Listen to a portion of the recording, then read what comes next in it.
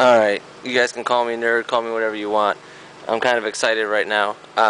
Go ahead and got a MB Quart 2000 at 2 ohms on my van, just the top subs, just to make sure that they were all working and running properly.